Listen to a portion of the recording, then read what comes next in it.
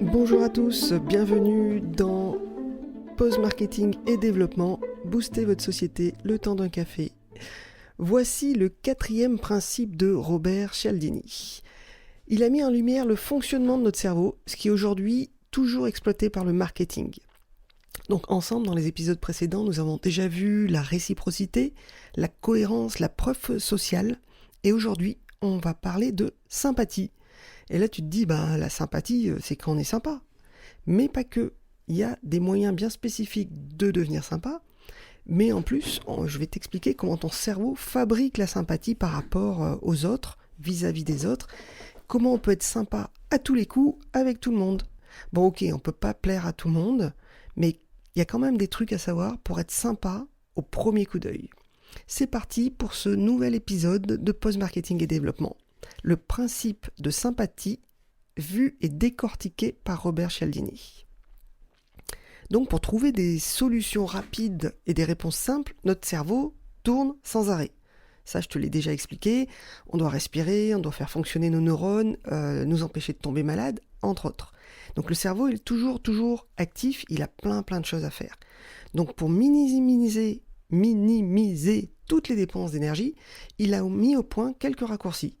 Et notamment dans ces raccourcis, il y a ce que Robert Cialdini a expliqué, a retiré, c'est ces principes psychologiques qui aujourd'hui sont utilisés en marketing. Notre cerveau va minimiser en fait ces interactions et trouver des solutions pour être sûr de maximiser le bon choix, la probabilité de faire de bons choix. Donc on a fait déjà tous les principes précédents où on a vu que notre cerveau, en fait, il switch, il nous fait des biais cognitifs qui fait, en fait, que des fois, on ne prend pas forcément la bonne solution. Donc, je vais t'expliquer aujourd'hui ce que c'est que la sympathie et comment être sûr que la personne en face est vraiment sympa et comment toi, tu peux devenir encore plus sympa avec tes clients. Donc, la sympathie. La sympathie, c'est quoi ? On a toujours un bon copain qui nous fait faire plein de trucs, n'importe quoi. Alors pour boire un verre, ok, ça c'est sympa, mais il va aussi nous permettre de développer nos muscles en faisant son déménagement, en nous faisant repeindre ses volets. Bref, il a toujours plein de trucs à faire pour toi. Et toi, tu vas le faire parce que tu le connais bien et que tu trouves qu'il est sympa. Ça, c'est la sympathie. C'est pas forcément dans le principe de réciprocité, c'est pas parce que il a fait ton déménagement que tu vas faire le sien, c'est vraiment de la sympathie, c'est un bon pote. Donc là, c'est des trucs qu'on va accepter, même si on trouve ça barbant, on va les accepter parce que ce pote est sympa. Ça, c'est la sympathie version classique. Le marketing, lui, il va créer des liens d'amitié. On va voir qu'en fait, il va chercher à créer des liens d'amitié, des liens sociaux pour justement développer ce principe de sympathie. Comment ? Déjà, le parrainage. On t'a jamais demandé de parrainer un ami, c'est-à-dire une marque que tu suis, ta banque des fois, va te demander de parrainer un ami. Chacun touche quelque chose, mais c'est surtout que tu vas mettre en place tes amis, tu vas mettre en place ton réseau social et tes amis, tu vas les mettre à contribution. Donc en fait, pour la banque, alors il y a plein de trucs qui font ça, c'est pas un gros risque en fait, parce que si tu aimes bien leur marque, forcément tu vas la conseiller.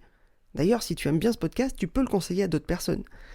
Voilà, il y a aussi, donc, en principe marketing, il y a le MLM, ce qu'on appelle le marketing de réseau, qui, donc ça, c'est extrait des réunions, comme on voit, des réunions Tupperware, par exemple, et qui vont le pousser à fond pour faire vraiment grimper du chiffre d'affaires.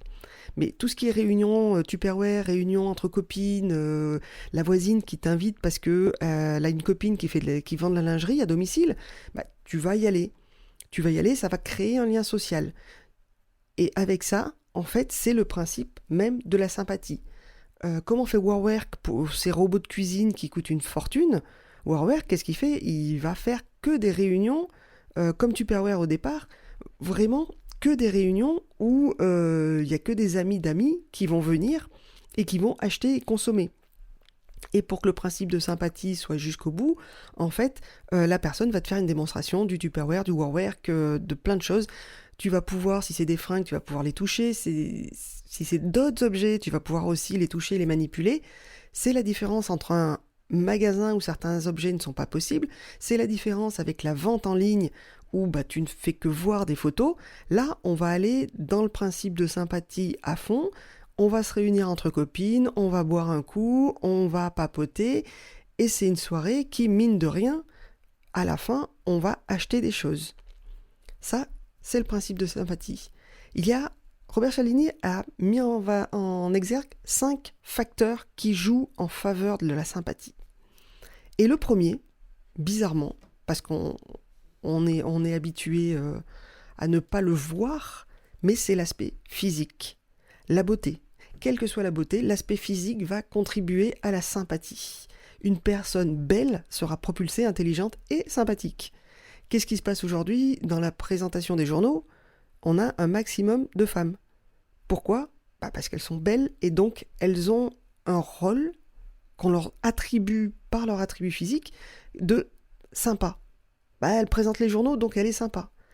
C'est pas tout à fait comme ça que ça se passe, mais voilà, c'est ce que ton cerveau va mettre en place. La façon de se présenter va être super importante en fait. Quand tu te présentes, moi si quelqu'un se présente, moi je suis prof, si un de mes élèves se présente en jogging, c'est non quoi. T'es master, t'es en études supérieures, tu te présentes pas en jogging. À moins que tu sois coach sportif.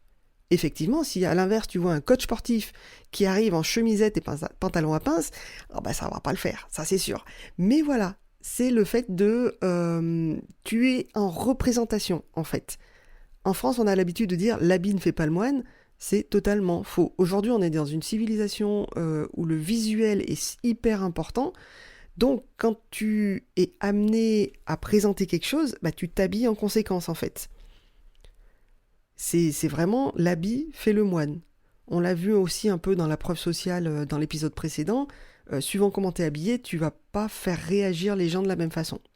Donc ça, c'était le premier facteur que Robert Cialdini a mis de côté. Maintenant, il en a extrait un deuxième, c'est la similarité. On ne peut pas plaire à tout le monde, mais on peut plaire aux gens qui nous ressemblent. En fait, on est tous différents. Ça, la pub nous le dit et nous matraque. On est tous différents. Sauf qu'il n'y aurait pas de pub télé si il n'y avait pas des millions de personnes qui achetaient la même chose. Donc, on a des ressemblances, on a des goûts similaires et on va aller vers la personne qui a tendance à aimer, à apprécier les mêmes choses que nous. Les mêmes opinions, la même valeur, qui vient du même milieu social, qui a un même mode de vie ou qui a même des mêmes vêtements. En fait, il y a même des chercheurs qui se sont amusés à mettre quelqu'un, par exemple dans un quartier d'affaires où tout le monde a un costard-cravate, tu mets quelqu'un en basket et en jogging et il cherche sa route en fait, tout simplement. Et la personne qui va être habillée le plus proche de lui va s'arrêter instantanément pour l'aider. Pourquoi ? Si tu as le même physique, si tu as les mêmes fringues, tu t'assimiles à cette personne en fait, qui est perdue au milieu de building, et tu vas donc voir un miroir. Tu vas dire, ton cerveau va faire comme si c'était un miroir, et se dire, c'est moi qui suis perdu au milieu des buildings en fait. Donc je vais aider cette personne à s'en sortir, parce qu'elle a besoin de quelqu'un pour l'aider. Quand t'es motard et que tu t'arrêtes sur le bas-côté de la route et que tu commences à regarder ton moteur, qui c'est qui s'arrête ? C'est les motards, ou c'est les voitures, ou la personne qui conduit est motard aussi. Tu vois, il y a une similarité qui va faire que tu te retrouves dans la personne en face, donc tu vas la trouver sympathique, donc tu vas forcément aller dans son sens. Tes amis sont sympathiques, ils ont forcément des valeurs, des opinions proches des tiennes. Dans le business, c'est un peu la même chose. Un troisième facteur qui fait sens, mais qui aussi est des fois très très mal traité ou perçu, c'est les compliments. Une personne qui te complimente, tu la trouves forcément sympathique. Pourquoi ? Parce qu'on est des animaux sociaux. On vit dans le social, en fait, on a besoin de liens, et donc quelqu'un qui te complimente, tu vas bien le prendre et tu vas trouver ça génial. Même si c'est complètement faux et que tu sens la flatterie, mais à plein nez, tu vas le prendre bien. On a tous cette expérience d'être dans un magasin, tu rentres, tu achètes une fringue, tu l'essayes, et là, il y a un vendeur qui sort de nulle part, il fait « Ah, ça vous va super bien !» Toi, t'avais juste envie de quitter la fringue immédiatement tellement ça allait pas. Mais le fait que le vendeur te dise que ça te va bien, tu dis ah peut-être que finalement ça me va bien, j'ai un mauvais regard sur moi, ainsi de suite. Alors que non, en fait, c'est un compliment, tu le prends bien et donc tu vas revoir ton opinion interne pour changer ton état d'esprit en fait. Alors que cette fringue, elle est clairement pas faite pour toi. Mais voilà, c'est un compliment, tu sens que c'est un vendeur, tu sens que c'est de la flatterie, mais tu vas quand même bien le prendre. On aime être flatté, on aime avoir des compliments. Ça, ton cerveau, il prend. C'est de la dopamine, il prend. Il en a besoin tous les jours. Voilà, donc le troisième facteur qui joue en faveur de la sympathie, c'est les compliments. Donc, à jouer avec modération, parce que ça peut être très vite perçu comme faux. Surtout si tu te forces à le faire. Quatrième facteur, le contact et la coopération. Alors, c'est pas tout à fait la même chose que les deux, mais ils vont dans le même, pour Robert Cialdini, ils vont au même endroit. C'est-à-dire qu'une personne qui t'aide, tu vas la trouver sympathique. Une personne qui coopère avec toi, tu vas la trouver sympathique. Attention, c'est quelqu'un qui coopère avec toi. C'est pas quelqu'un qui prend ta place. C'est pas quelqu'un qui va dire « Oh, mais je vais le faire à ta place ». C'est pas quelqu'un qui te met en porte-à-faux par rapport à ce que tu es. Donc, si tu coopères avec la personne, ou si la personne coopère avec toi, il va y avoir un lien de sympathie qui va se créer. Et le contact, c'est parce que, en fait, plus une personne rentre dans notre champ de vision, plus une personne est proche de nous physiquement, plus elle a de chances de rentrer dans notre champ de sympathie. C'est-à-dire que des collègues de travail, des gens que tu croises tous les jours, vont être plus à même de rentrer dans tes critères de sympa que des personnes que tu ne vois jamais. C'est pour ça qu'il faut régulièrement garder le contact avec tes clients. Toujours être présent. Voilà, tu as plus de chances de paraître sympa si tu es présent régulièrement que si tu es complètement absent. Et la coopération. Contact et coopération, c'est vraiment des choses que tu vas trouver sympas chez les gens. Donc, donner des petits trucs, c'est toujours conçu, vu comme sympa en fait. Voilà. Cinquième et dernier facteur que Robert Cialdini a mis en avant pour être sympa, ou pour faire en sorte que les gens soient sympas vis-à-vis de toi, c'est l'association d'idées. L'association d'idées, c'est si tu vis une situation agréable avec une personne, tu as plus de chances de trouver cette personne agréable. Au contraire, si tu la rencontres dans une situation désagréable, ça passera pas. Donc si la première fois que tu rencontres quelqu'un, tu lui renverses ton café dessus, forcément, cette personne va t'identifier à quelqu'un de pas agréable. Tu lui as renversé ton café dessus. Alors que, au contraire, si tu lui offres un café la première fois que tu le vois, il y a plus de chances que la sympathie, le capital sympathie, monte déjà. Donc la première impression est super importante. Quand tu vas voir quelqu'un, tu fais attention donc à tes fringues, ton aspect physique. Tu vas voir la similarité. Alors si tu regardes des émissions comme Mentaliste, machin et tout ça, tu vas voir aussi dans la similarité que si la personne prend un verre et boit, si tu fais exactement la même chose, si tu as le même comportement physique qu'elle en même temps qu'elle, y a plus de chances qu'elle te trouve sympa que si tu fais rien. Elle croise les jambes, croise les jambes. Elle croise les mains, croise les mains. Elle a une posture d'ouverture et une posture d'ouverture. Cette similarité-là fait en sorte que la personne en face va te trouver sympa. Il y a vraiment 1000 manières de rentrer en sympathie avec ses clients. Par exemple, j'avais fait faire une expérience à mes élèves. J'avais créé des faux couples et un ami, parce que j'avais plus de garçons que de filles. Je voulais pas rentrer dans... cliché complet. Une fille, un garçon et un ami vont choisir une cuisine. Les cuisinistes sont super, super forts. Ils cumulent tous les principes de Cialdini et quelques principes de manipulation pour réussir à te faire acheter une cuisine super chère. Parce que la cuisine, c'est quand même super cher. Déjà, première chose, principe de cohérence, ils prennent toujours énormément, beaucoup de temps pour établir ta cuisine. Tu passes minimum 1 heure pour établir un plan de cuisine. Pourquoi ? Je sais pas. Je n'ai jamais compris pourquoi tu passais autant de temps pour faire un plan de cuisine.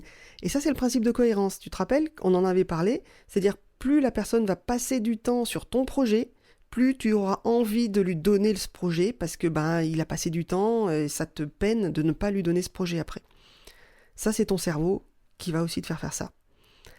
Certains de mes élèves m'ont rapporté avoir été flattés parce que c'est le patron qui leur a servi le café. C'est-à-dire, eux, ils sont avec un commercial en train de monter leur cuisine et tout d'un coup, il y a le patron qui surgit de nulle part et qui va leur proposer un café. Ça, pour trouver la sympathie, il n'y a rien de mieux. C'est-à-dire que le fait que ce soit le patron qui s'occupe de toi, tu vas trouver ça génial, tu vas devenir unique.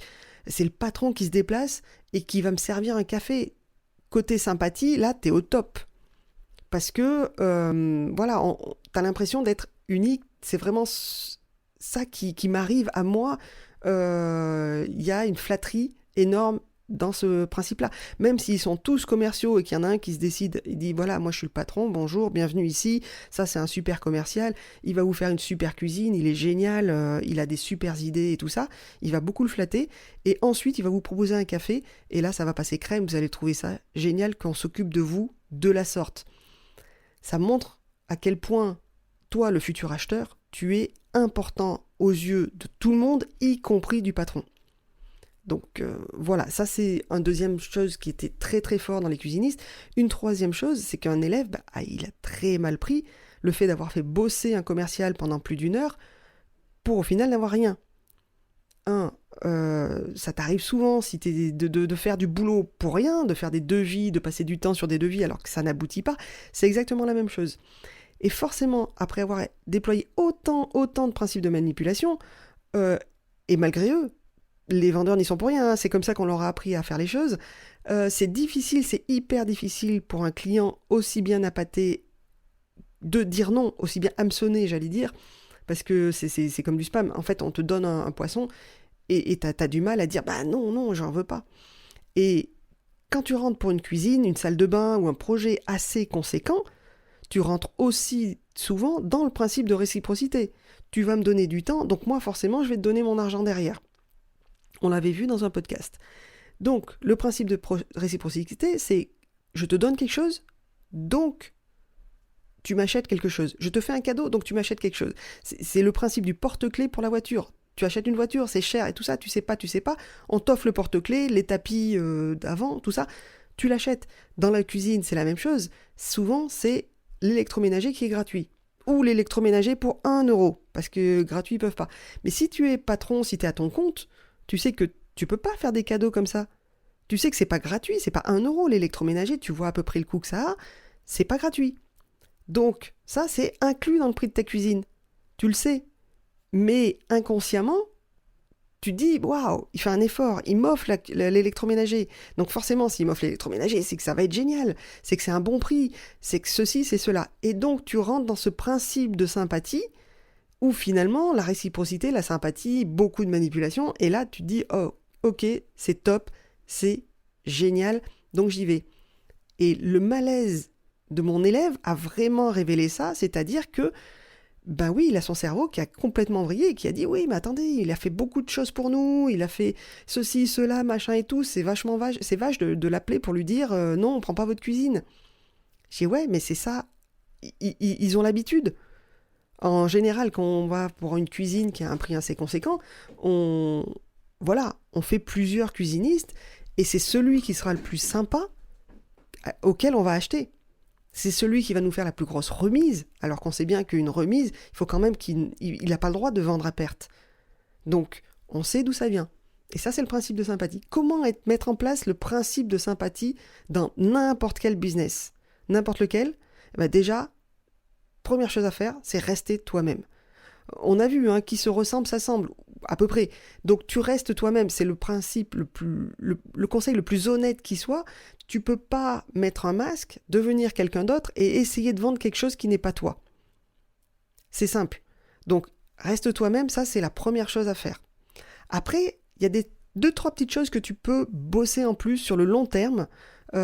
Tu peux mettre en place certains points comme plus de coopération gratuite avec tes futurs clients.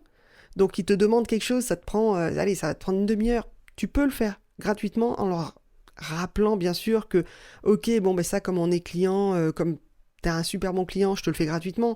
Ok, tu lui rappelles les choses. Ça, c'est le principe de sympathie. Il va te trouver super sympa parce que tu le fais. Rien ne t'empêche non plus à inviter les gens à manger, à boire, à prendre un café. T'as une salle d'attente qui est blindée, tu offres le café gratuitement. C'est le principe de sympathie, c'est-à-dire que tu sais que, par exemple, t'es carrossier, t'es garagiste, tu sais que les gens vont venir chez toi, ils vont y passer 1 heure, pas plus. Le temps qu'ils te déposent les choses, que tu fasses le tour du véhicule, il y en a pour une petite heure. Bon, payer un café, c'est pas grand-chose par rapport à ce que derrière, ça va rapporter. Parce que du coup, tu auras l'aspect du gars sympa qui va payer un café, peut-être un croissant.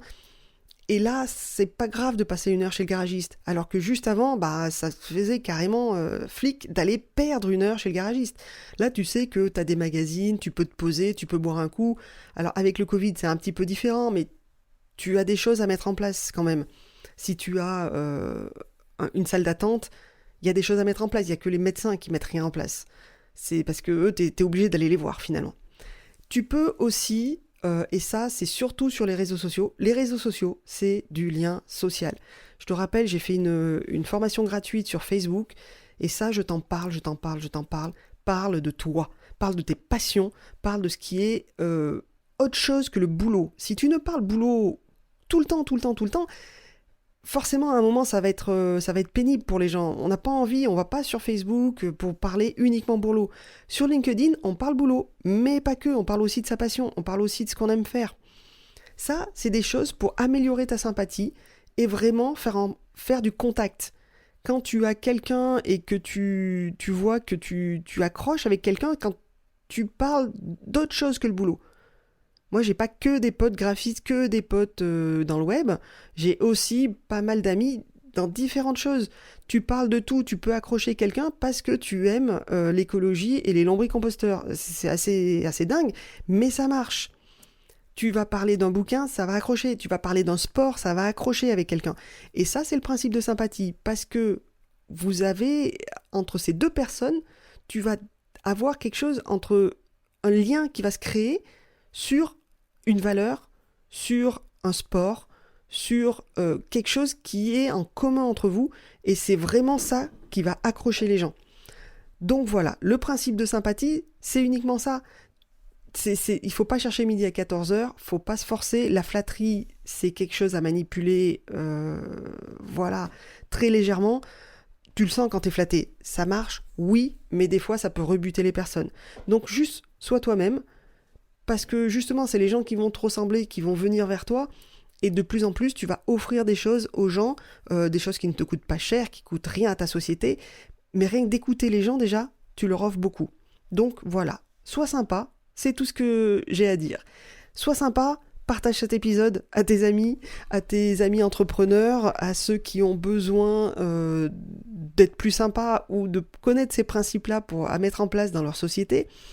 On est au 4e principe, il nous reste encore 2 autres principes à voir sur Robert Cialdini qui a vraiment décortiqué la nature humaine et les biais cognitifs. Tu peux t'enregistrer pour recevoir cet épisode directement dans ta boîte mail. Tu peux aller sur Anne Burtin Création, sans accent, sans s.fr. Tu t'abonnes à la newsletter et tu recevras ce podcast directement dans ta boîte mail.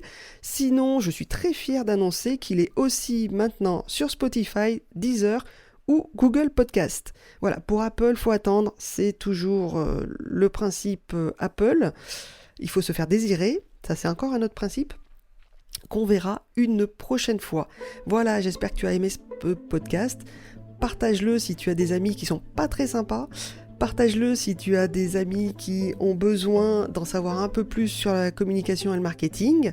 Et puis on se retrouve la prochaine fois pour un nouveau principe de Cialdini. À bientôt.